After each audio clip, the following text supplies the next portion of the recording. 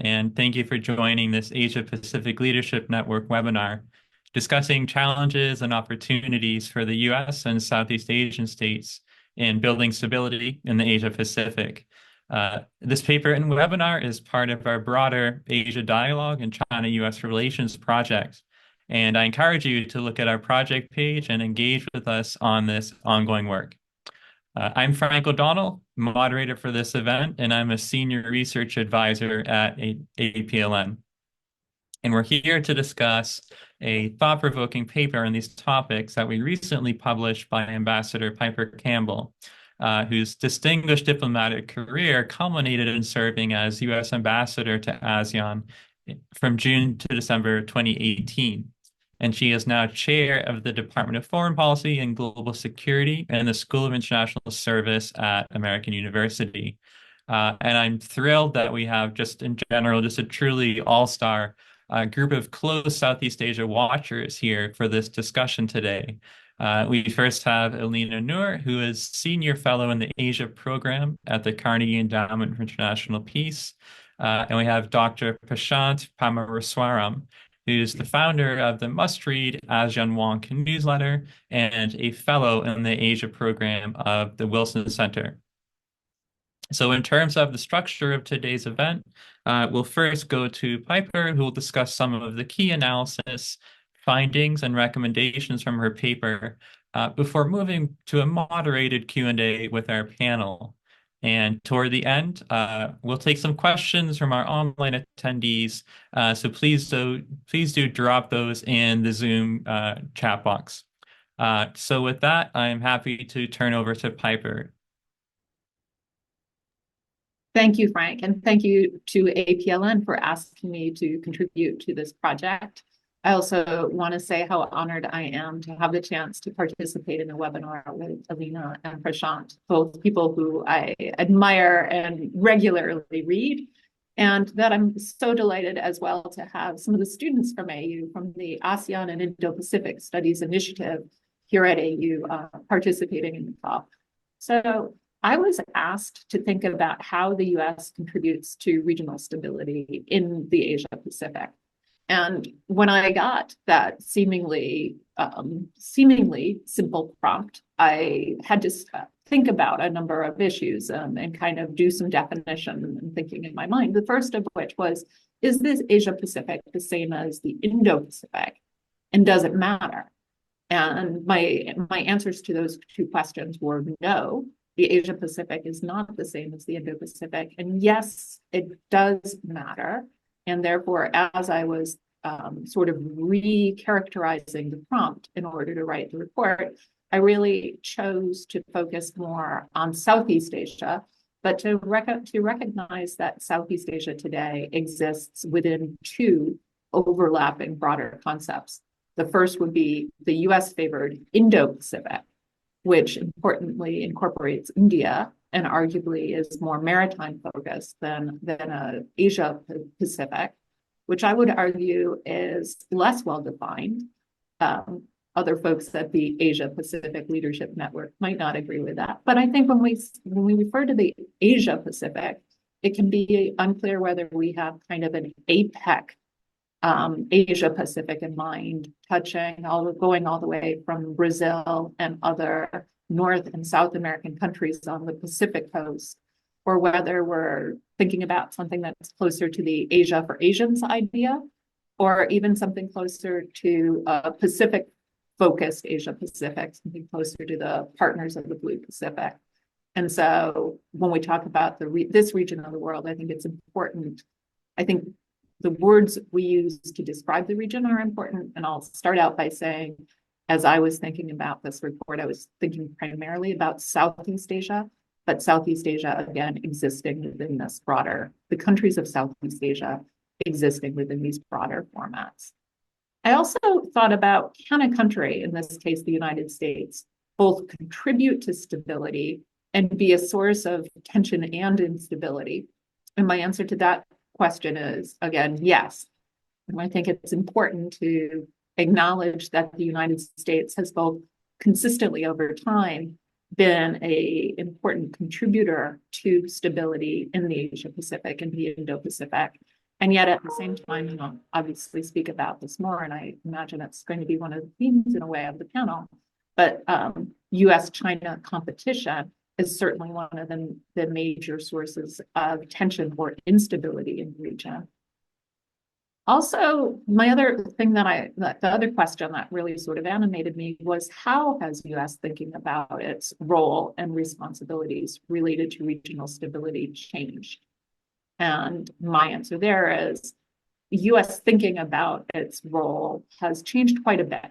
And this is shaped both by China, by the US tension with China, and also by domestic developments. I think it's especially important for thinkers and leaders in Southeast Asia to be aware of the domestic developments in the United States and how some of those developments are shaping and impacting what the US is able to do and what the US is willing to do in Southeast Asia. So those are some things that really shaped how I approached this question about how the US contributes to regional stability in the Asia Pacific. In the report, I start with something that I think is quite self-evident, which bears saying, which is that Southeast Asia, China, and the United States have different priorities regarding regional stability. The United States is predominantly concerned, and this would be one of the areas where I think there is some difference between the United States today and the US of 20 or 40 years ago. The US is predominantly concerned with three things: maintaining economic access to the Indo-Pacific region, ensuring US freedom of movement within and across the region. And I think you could say there, US friends and allies, freedom of movement within and across the region, and not ceding the region to China. The second shift within the United States is, as I've mentioned, is this domestic one, where successive administrations, certainly notable in the Trump administration, but I would say equally notable in the current Biden administration, and in the debates and the election-related conversation in the United States right now, where US administrations increasingly are viewing foreign policy through a domestic lens, demanding that America's foreign policy prioritize making America great and meeting the needs of America's middle class. The idea of a US foreign policy designed for the common good or for a common good has declined. And I think that as we've seen US administrations taking trade deals off the table, and also justifying foreign commitments explicitly by what those commitments can provide to the American people, we can sort of trace some of those changes in US policy approach. The US and China are engaged in an intense and deepening strategic competition within which an increasing range of priorities are in direct opposition. We see that weekly. We certainly saw that, I'd say, in the relatively small number of things that came out of National Security Advisor Jake Sullivan's recent trip to China, and the small list of areas where Jake anticipated that the United States and China might be able to work together in a positive way.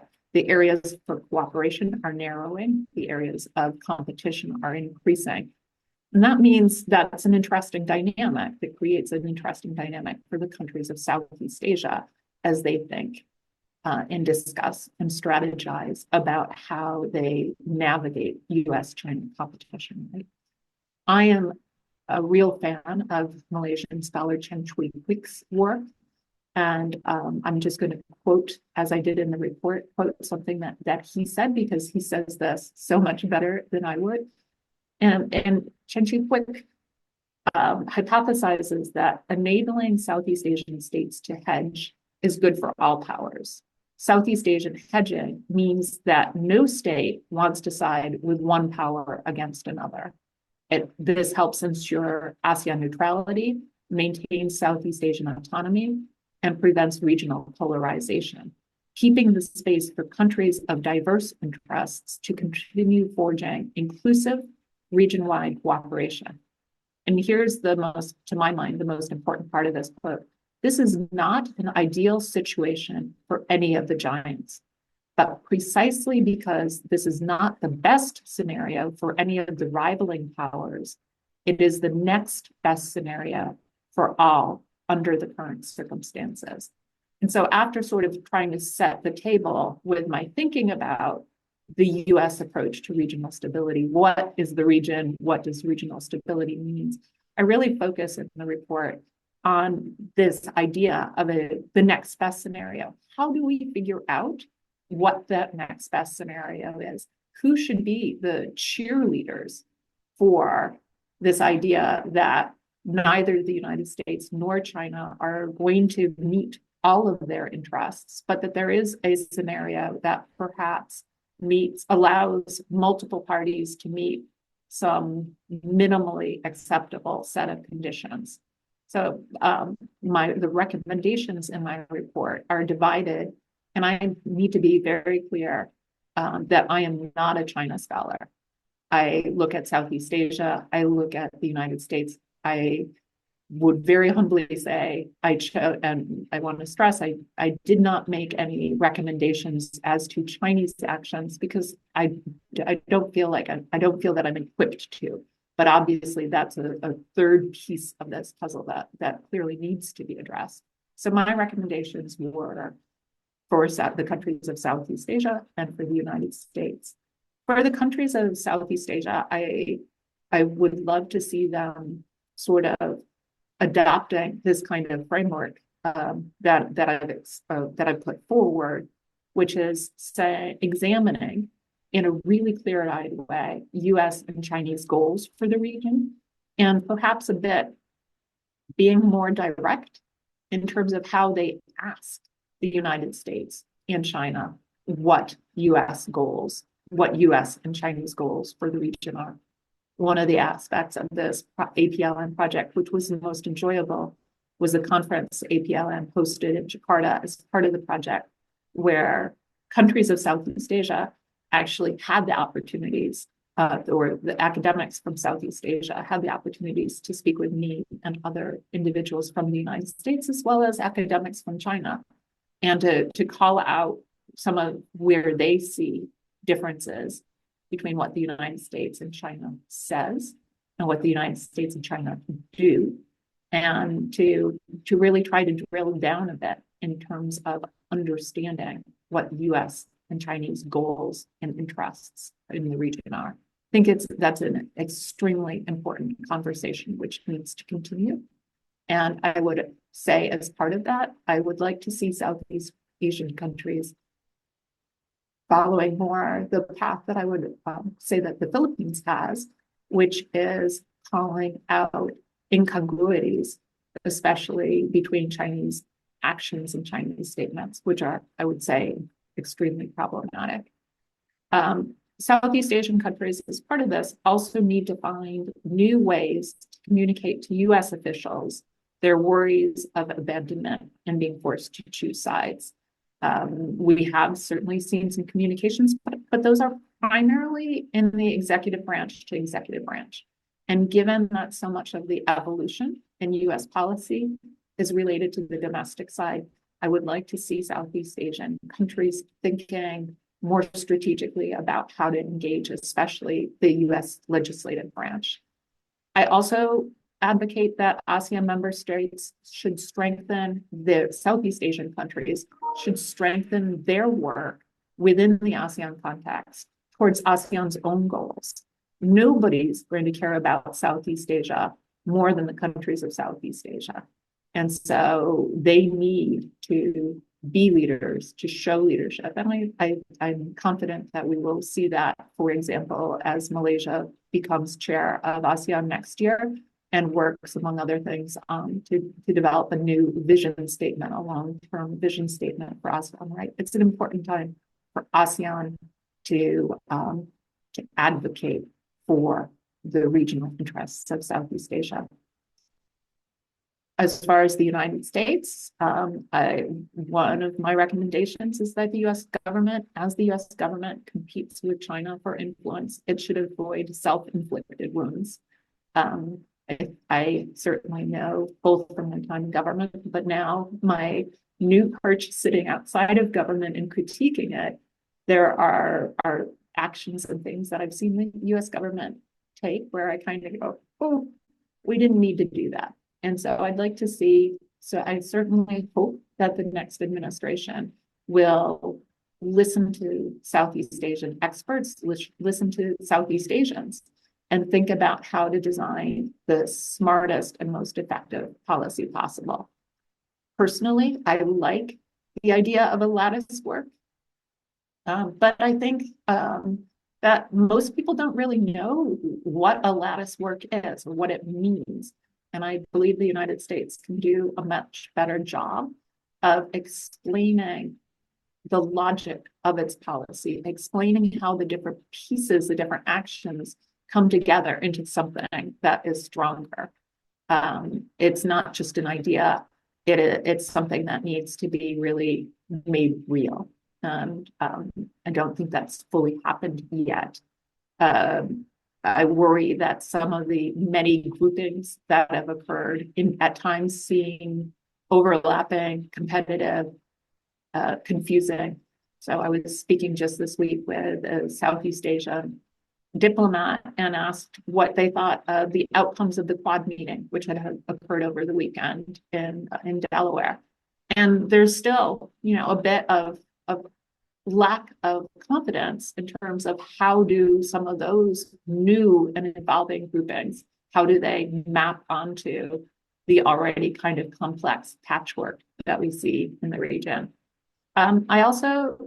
My last two recommendations are that the United States should support ASEAN in a pragmatic and measured way. I think that sometimes we see US officials paying lip service to ASEAN and ASEAN centrality.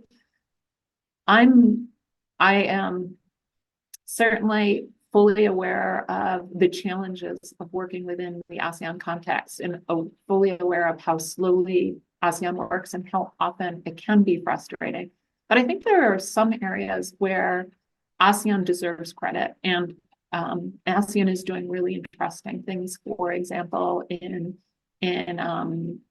increasing trade within the countries of ASEAN, increasing the ability of countries outside of ASEAN to work with ASEAN, conversations around technology.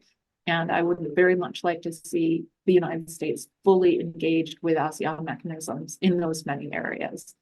And I would also like to see the United States being comfortable with the idea that countries of Southeast Asia will balance, that countries of Southeast Asia will engage with the United States and with China. And just as the countries of Southeast Asia say, don't make us choose, I'd like to see the United States communicating clearly, we are not going to make you choose. Our goals, the goals of the United States, are to keep a system as open and as inclusive as possible. Thank you very much. Thank you, Piper. Excellent overview, and you've given us a lot to dig into. I was especially struck, when reading your paper about your argument about U.S. core interests in the region and how they're a bit more narrow than what you might expect from a regional security provider writ large. And indeed, your argument that the U.S. core interests are not that of a regional security provider. And this obviously has implications for Southeast Asian states as they conceptualize their own role in the region, including building regional stability if U.S. interests are more narrow than is often communicated. And so with that, I'd like to go to Elena first. I feel that some of Piper's recommendations resonate with your own analysis. You've commented that ASEAN shouldn't be waiting for new U.S. initiatives on regional trade and security and instead begin developing its own. And this includes, and I think I quote, reviving the idea of comprehensive regional security, the idea that all elements of security can only be secured in an economically interdependent and politically cooperative regional system. So I think, with that background, I'd love to get your reflections on Piper's recommendation that ASEAN works toward developing an agreed definition of regional stability with the US and China. Uh, what would be the prospects, potential hurdles for this ASEAN move? How could it begin taking meaningful steps in this direction? Over to you. Thank you. Thanks very much, Frank. It's such a pleasure and privilege to be a part of this discussion. I found myself agreeing with a lot of the report, a lot of Piper's recommendations. But if I could, maybe I just highlight a few challenges, I think, in practical terms, to this otherwise excellent recommendation of mapping some of the converging areas of regional stability amongst ASEAN member states, the United States and China. And I think the first of those challenges is so long as the US and China stay locked into this, stay locked in this geopolitical competition, it'll be difficult in practical terms to figure out what those converging areas of regional stability are going to be, because some of those goals are going to be diametrically opposed to each other. Which leads me to the second challenge, and that is, I think Piper has done a terrific job of starting us off on this matrix, and I urge everyone on this webinar to check out the report, particularly the table that Piper has already started laying out for us, mapping things like what sovereignty means to the United States and ASEAN, for example, what it could mean for China. But I think if we were to unpack some of these elements of regional stability in specific contexts, we're going to run up against some tensions between these elements, between and among these elements, but also some inherent paradoxes or contradictions within each of these elements. So, for example, in the table, Piper had suggested that the United States, motivated by a desire to avoid a security and arms race, has come up with this lattice work of arrangements, whether it's the free and open Indo-Pacific or whether it's the Quad. But I think paradoxically, what we saw, particularly with the initiation and launch of the Quad arrangement, you saw more of an insecurity in the region about what this could all mean for an arms race. Especially when, Pillar 1 of the Quad is all about the submarines, the nuclear submarines. Pillar 2 is going to be high tech, which many countries in Southeast Asia don't have the capacity or capability to keep up with. And so it already sets in motion this framework that there is going to be some sort of a race to advanced technology that only the US and its partners and China, on the other hand, are going to be engaged in, minus the other countries in Southeast Asia.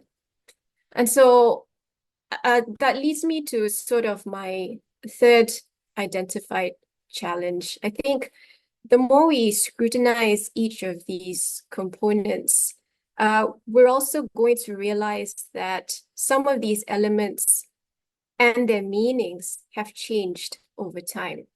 And what we might assume to be a universally understood concept, like a rules-based order, is increasingly being questioned when set against current developments.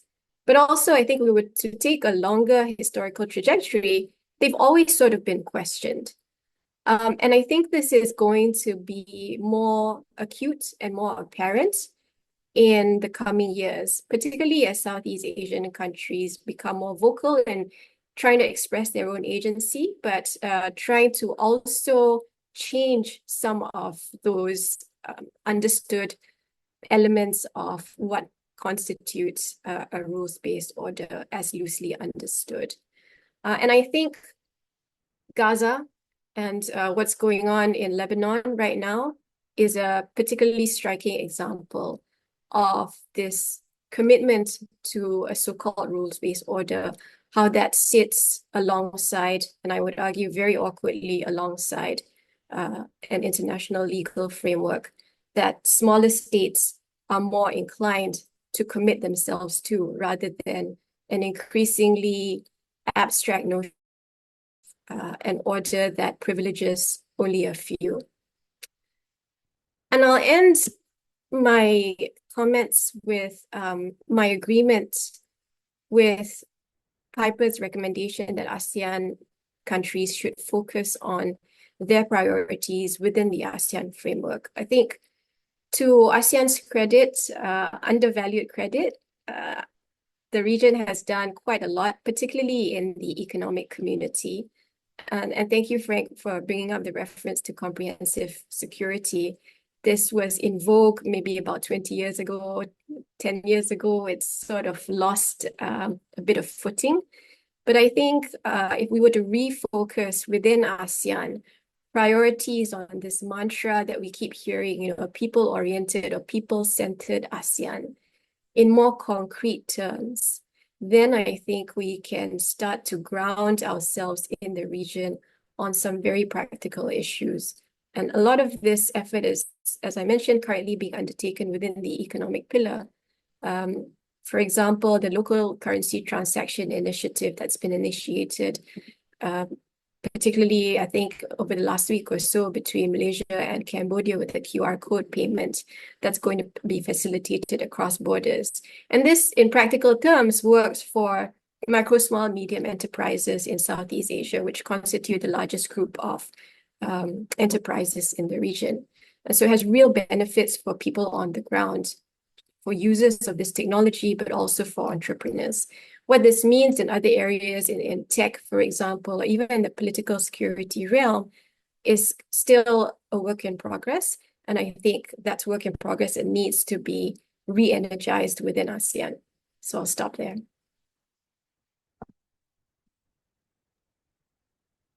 Thank you, Alina. Really appreciated, in particular, your comments about how ASEAN interacts with the evolving security architecture, which I think dovetails with some of what Piper is talking about in terms of the lattice work, and I think a need for greater clarity, communication between the U.S. and the regional states on that kind of direction. Prashant, I'd like to turn to you next and pick your brain on how the U.S. engages with ASEAN. In your recent book, Elusive Balances Shaping U.S. Southeast Asia Strategy, you talk about the need for greater capacity within the USG and Congress for understanding and sensitively managing the complexities of ASEAN relations. And especially, the states of Southeast Asia, their consistent desire to not get boxed into a U.S.-China duopoly or feel that they are forced to choose. And so Piper's report suggests that ASEAN states, as she said, must find new ways to communicate to U.S. officials their worries of abandonment or being forced to choose sides, and that it is in the U.S. interest for the foreign policy independence of the countries of Southeast Asia to be preserved, as opposed to what I think is often an expectation in DC with partners, is that as opposed to expecting closer alignment of the Southeast Asian states with the U.S. And so in your experience, how receptive do you think the USG and Congress would be to this ASEAN state messaging about, it is in the U.S. interest for the ASEAN states to have ultimately more foreign policy flexibility, to have more foreign policy independence, when this is also paired with your own call for a more predictable U.S. commitment to Southeast Asia? How might Southeast Asian states and the U.S. bridge any gaps here? Thank you. Well, first of all, let me say thanks to Frank and APLN for the invitation. Congrats to Piper on the paper, and it's great to be on the panel with both Piper and Alina. I think this focus, as you mentioned, Frank, in your question, about less on alignment and more, I think, the way I read sort of Piper's paper focusing more on agency, right? So more on agency rather than alignment makes it much easier for the United States to engage Southeast Asia as a region more generally, rather than the sort of, so-called like-minded partners, right? Singapore, the Philippines, for example, where the sort of lattice work, whether you're talking about the Quad, you're talking about AUKUS, or even frankly talking about more mechanisms within the U.S.-Philippine alliance, more of a stronger sort of partnership with the U.S. and Singapore. I worry less about those countries. I actually worry a lot more about, how is the United States going to engage a country like Laos, for example, right? So if you look at, we talk a lot about U.S.-China competition, as you flagged, Frank, in Washington, D.C., and I think Piper does a really good job in the paper of going through what exactly do we mean by competition. At the same time, we also have a reality where for low-income countries, in particular, we've had a pandemic, we've had a series of wars that have increased food and energy prices. And, a vast majority of these low-income countries, we have the data from the United Nations, they're spending more on debt servicing than they are on health and education, right? So this is a reality where the United States is going to have to balance the sort of realities of competition with the sort of vast challenges that a lot of these smaller countries and low-income countries are sort of facing in the region. And I would say even for major countries like Indonesia, like Vietnam, they're also struggling in spite of the fact that they're very capable countries of, severe geoeconomic competition in particular sectors, whether it's critical minerals, semiconductors, supply chain shifts. These are big issues. And frankly, I think that even if you talk to some of the principals that are running U.S. foreign policy, like Campbell, they've said this publicly, the U.S. government hasn't really historically had the expertise to engage on these new emerging areas where we're actually beginning to talk about it and having a conversation about it, but we actually need to be talking more about these areas. I actually worry a lot less about the Quad and exercises. If you look at exercises in the United States and the region, the United States alone does, I think the Lowy Institute just did an estimate that came out a few months ago. A third of all military exercises in Southeast Asia are run by the United States. If you include Japan and Australia, it's somewhere in the range of 60%. China is about 6 or 7% of those exercises. So on the security side, actually, the United States is doing quite well. But if you look at the economic side, China is running almost $1 trillion in terms of trade. The United States it's around or thereabouts just over 500 billion, right? So it's nearly a 2-to-1 difference.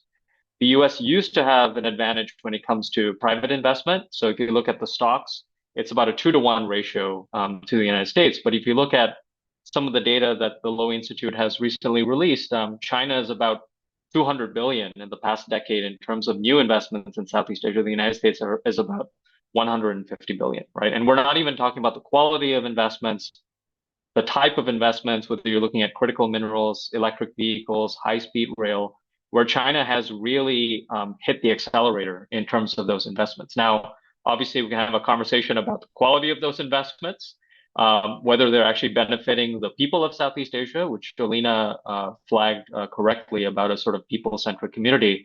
But the fact is that we are in a very different conversation about competitiveness when it comes to the United States than we were 10 or 20 years ago.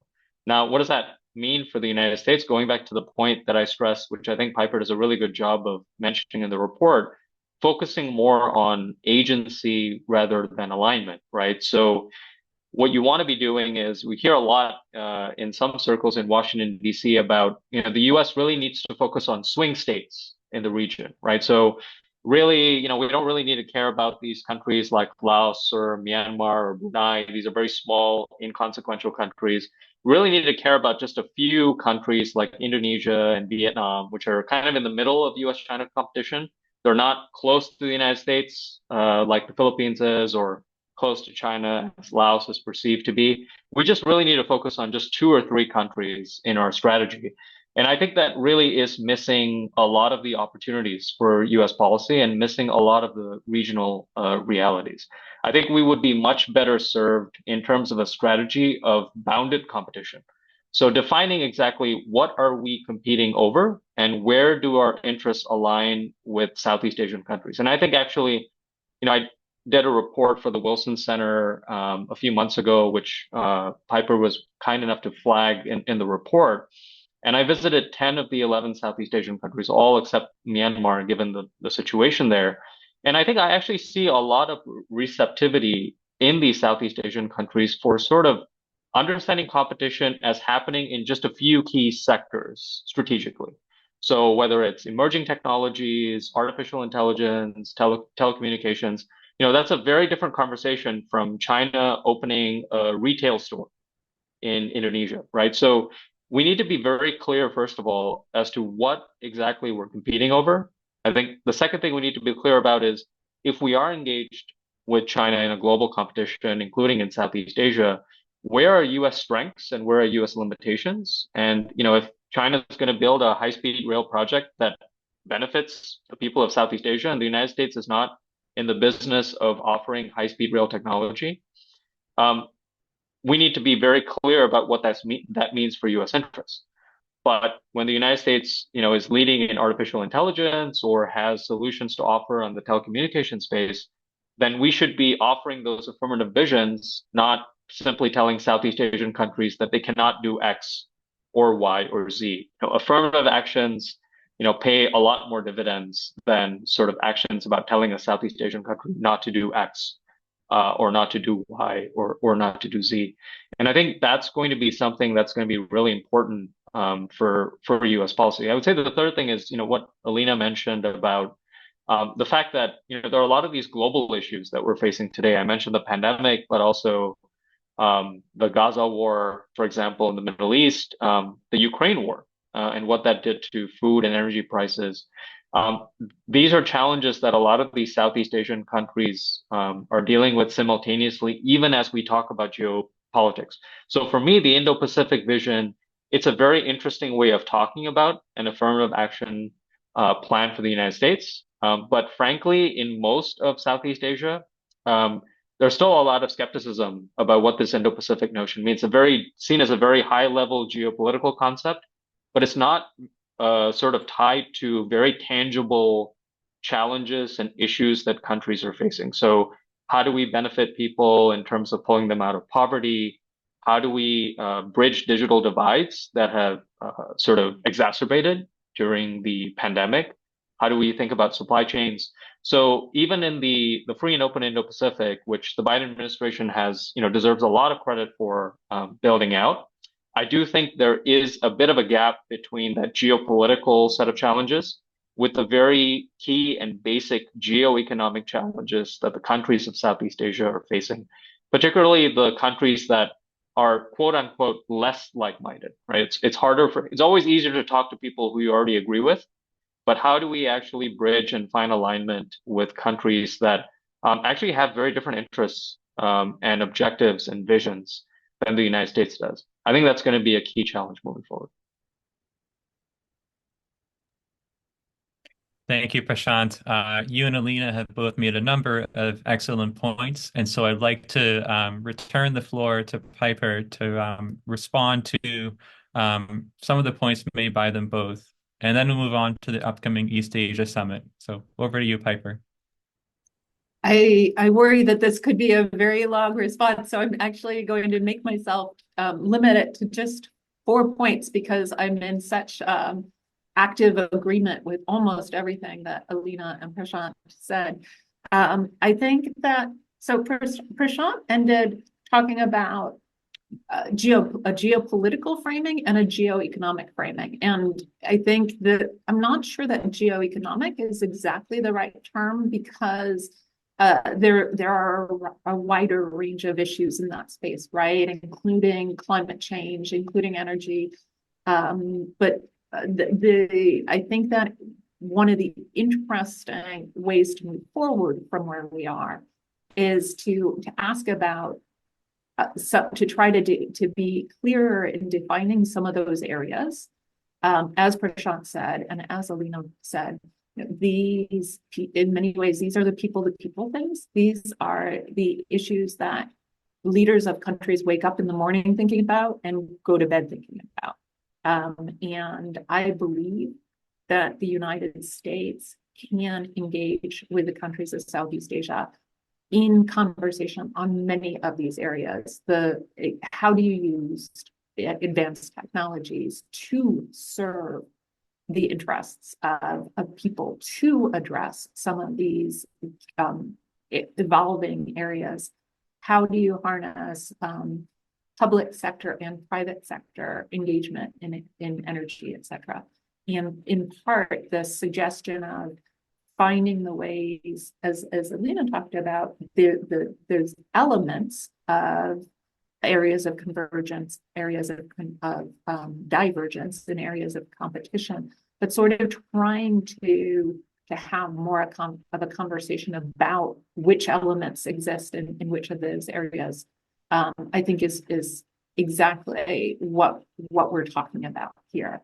And so I do think that we've seen, as both Prashant and Lena said, I think we've seen the United States doing better in the security space than we have seen the United States in other spaces. And in part, if you look at the narrative of the Lattice work, some of the examples given are to try to show that the US is engaged in areas other than the geopolitical or beyond the security. But I think we can, when we look at those critically, I think there's more room to critique what has actually occurred. I'd like to see the United States really engaged with ASEAN and, for example, ASEAN's regional conversation about the Digital Economic Framework Agreement. I think that's a perfect example of an area where the United States has US interests and interests of the region align.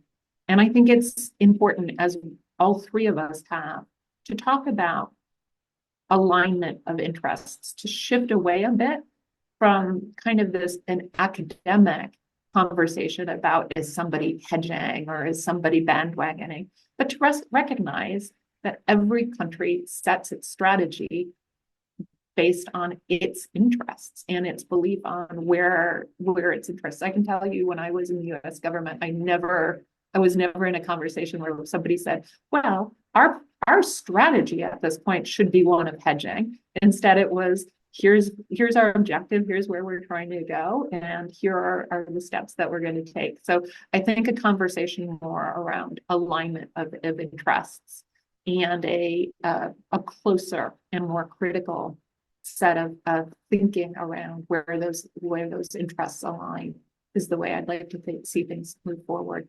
I want to just close by acknowledging Alina's point about the tension between some of these elements.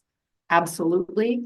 And that's, I think, part of what makes this so hard, and perhaps part of why this work hasn't really fully been done. It's a little more appealing, perhaps, to sort of go with not to jump in and embrace and deal with some of these tensions. But I think US-China competition is here to stay. The most positive outcome, I would say, is going to be bounded competition. Anyways, I think we need to be clear that that's the best outcome over really a protracted period of time, and within the bounds of how do countries, both the US and China, but others, how do they get to bounded competition? What are the bounds of that competition? And what does the system look like within that? Those are the questions. Thank you, Piper. Excellent responses. We're moving up toward the audience Q&A section. So if you haven't, please do drop your questions either in the chat box or in the Q&A box. Don't be shy. But in the meantime, I'd like to pose a question to all three of you. As we know, the annual East Asia Summit, in which the 10 ASEAN states are joined by the US, China, and other major regional powers, is coming up from October 6 to 11. What are you hoping to see from this summit, and especially in terms of some of the recommendations this report makes? What kind of outcomes might qualify this summit as a success for you? And I'll give you both, I'm afraid due to time, about 2 minutes each, as I would like to keep some time for audience Q&A.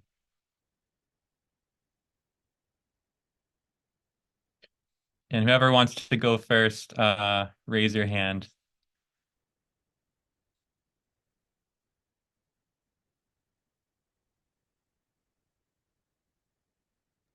I'm happy to start.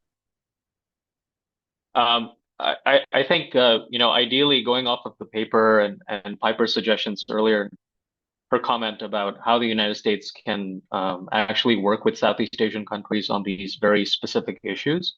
I think that's what you would hope to see. I worry a little bit that the headlines are going to be dominated by who's attending and who's not attending, as these meetings often are, including the US president, given the fact that President Biden missed the ASEAN meetings last year and went to Vietnam. And obviously, there was a good upgrade, double upgrade of the relationship to a comprehensive strategic partnership. But it did leave a lot of questions about the US commitment to multilateralism relative to some of this other minilaterals and bilaterals. I would say for ASEAN and Southeast Asia, though, the big challenge is going to be, I agree with Piper's notion that geoeconomic and geopolitical doesn't really capture all of these issues. Climate is a big one. There are all these issues, very comprehensive set of issues there. The key thing for ASEAN is going to be how do you manage these big geopolitical issues like the South China Sea and Myanmar, but also at the same time make sure you're making progress on these issues that don't really make a lot of headlines, but they're extremely important, right? Bridging the economic divide between mainland Southeast Asia and maritime Southeast Asia. Laos is sharing ASEAN this year. They've put aside a lot of priority economic deliverables that are really important, but are getting missed in the headlines. So I think paying a lot more attention to that, even as we see these big geopolitical events in the headlines, is going to be really important.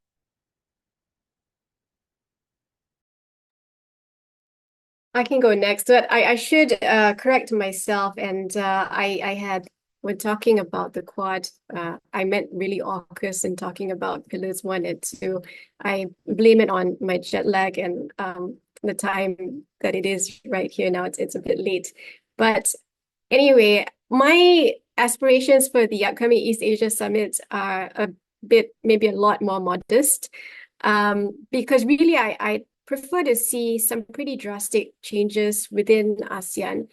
I think we in the region have been misleading ourselves into talking about climate change as if there are technical and technological solutions for adaptation and mitigation.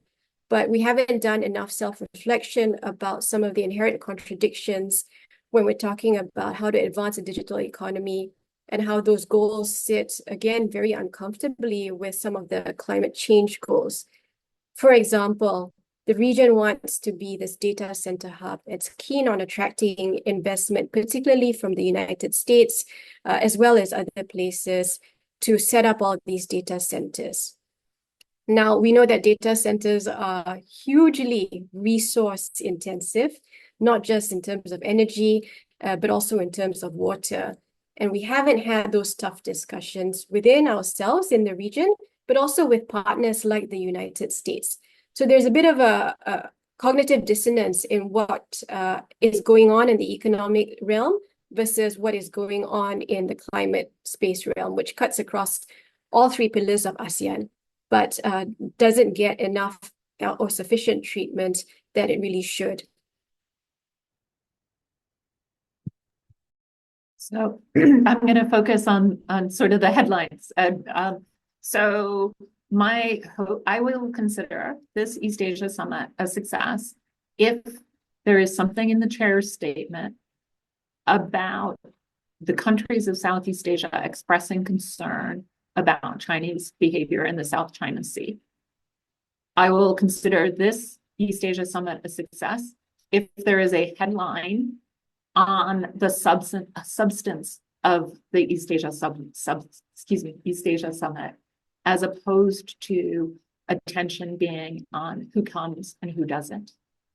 And looking at the fact that this East Asia Summit is occurring a month before the US election, and obviously the countries of Southeast Asia are anxious about or interested in the outcome of the election, as we all are, that Southeast Asian countries, this will be the hardest to measure, but that Southeast Asian countries come out of the East Asia Summit and their opportunities to engage with the US delegation at the summit with some sense of the areas of likely continuity between US behavior, regardless of whether a Democrat or a Republican is elected in November.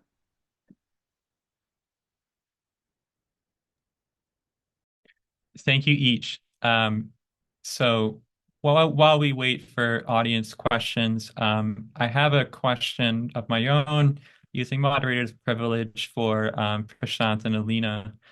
So one element of the report raises a significant issue, which is the limitations of the U.S. trade liberalization agenda.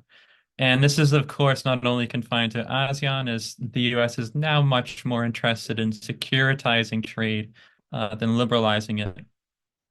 Prashant and Alina, you each have written about this, including Alina on high-tech cooperation.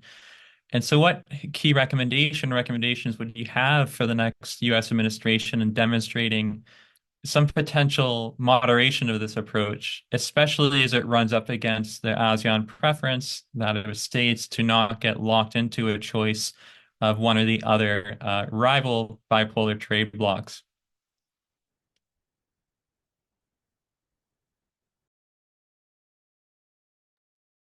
I can start if that's helpful. So I'm a little bit pessimistic on this front because even though both Piper and Prashant have talked about bounded competition, I'm not sure that there is an off-ramp that's visible right now when it comes to the securitization of economic relations. We've seen this particularly with the supply chain for advanced technology, but also increasingly a little further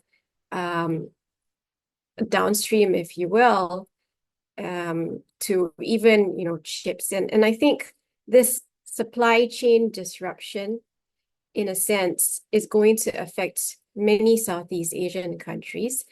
And I don't see a way for the United States to untangle itself from all the export restrictions that it has set out over the past few years. And I expect that this will continue to be a trend, regardless of whichever candidate becomes president next year in the United States. So I'm not, unfortunately, optimistic at all on this front. And really, my recommendations would be for Southeast Asian countries rather than for the United States government to figure out for themselves, whether individually or collectively as a group, how they're going to not just maneuver through this obstacle, but come out in front of it, be a little more proactive in a strategy that they can then table to the next US government or the next US president, just getting ahead of the situation, so to speak. I would just build off of what Alina mentioned about ideas that Southeast Asian countries can propose to the United States. We've seen a couple of them already. The Indonesians and the Filipinos have been asking, for example, for a critical minerals agreement and kind of exemptions from the Inflation Reduction Act that other countries have received. For example, there have been no shortage of countries in Southeast Asia that have been asking about the Indo-Pacific Economic Framework and what might happen in a future administration about the pillar that didn't go through, which was probably the most important pillar on trade and looking at digital elements. So, and I should just also add that part of that is involving the United States, but frankly, some of these Southeast Asian countries are moving on with deals with other countries, even if the conversation doesn't involve the United States. So Singapore, for example, moving forward with the DEPA agreement, right? The Digital Economic Partnership Agreement, for example, with other countries. We've seen green economy agreements being negotiated in the region. And I think on the US side, the big thing is going to be, at least for me, the thing I'm watching beyond trade, how are the United States and US policymakers on either administration going to be more creative about economic tools that are being used? So we've seen a couple of them, economic corridors, for example, the Luzon economic corridor that was proposed for the Philippines is a very interesting way and a new way of thinking about economic engagement that doesn't involve traditional trade. We've got the Strategic Petroleum Reserve that's been there for decades, but we haven't thought about how do we use this as a net energy exporter, which the United States has become over the past decade, rather than an importer that it was before. So we actually have a lot of tools in our arsenal that extend beyond trade, but I think the thinking is only beginning about how to leverage some of these U.S. policy tools. Even as we are in a domestic constrained environment, I think there are very creative ways that the United States can sort of leverage economic benefits with Southeast Asian countries.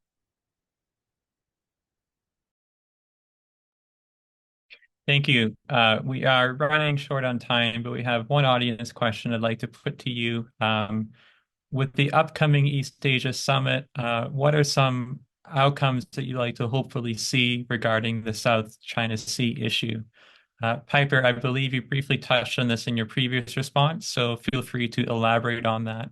And Prashant and Alina, please feel free, welcome to chime in briefly as well. I think that we will not see much about this because what to my mind would be the most important is the conversations taking place in the margins, in the margins of the rooms. When I said what I would hope to see is a statement or some reference to problematic behavior appearing in the chair's statement, that in a way, I think it epitomizes some of the problems that's the most that we can hope for. But right now, the Philippines is feeling a bit exposed, as it's very much been sort of in the most frontal position vis-a-vis China, and it would be important to see other ASEAN countries actually express in the margins, expressing support for the Philippines and being willing to see actually that that support registered in the chair's statement.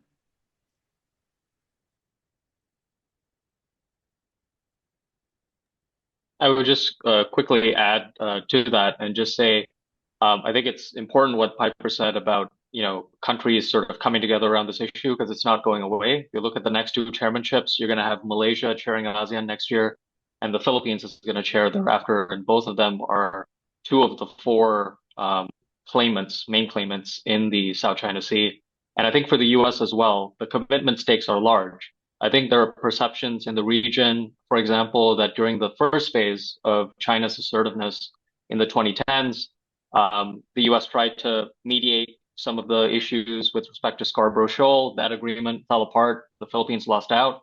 And then the Chinese embarked on an artificial island building strategy.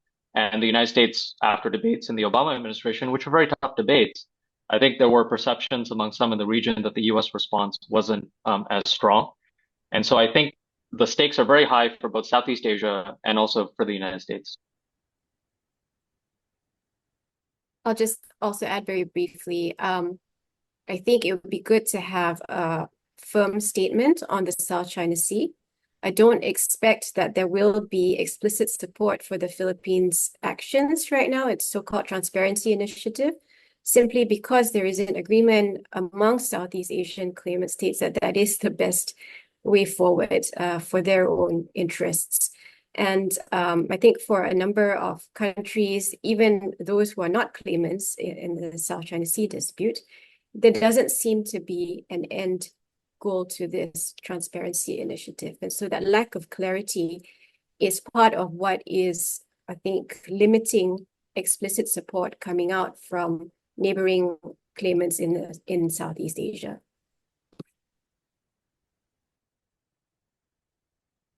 Thank you. We've had a few more late questions come in, but I'm afraid we are at time, so we'll have to start to wrap up.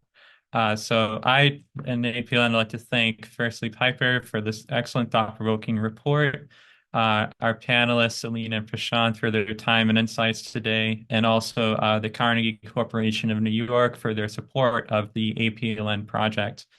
And so for those watching, please do check out the broader project website, engage with APLN, and also keep an eye out for our next webinar, which will discuss our recently released report from year one of the project, which explores pathways toward Asia-Pacific stability. The webinar launch will be on Monday, October 28th at 9 p.m. US Eastern Time. So thank you again and have a wonderful day wherever you are.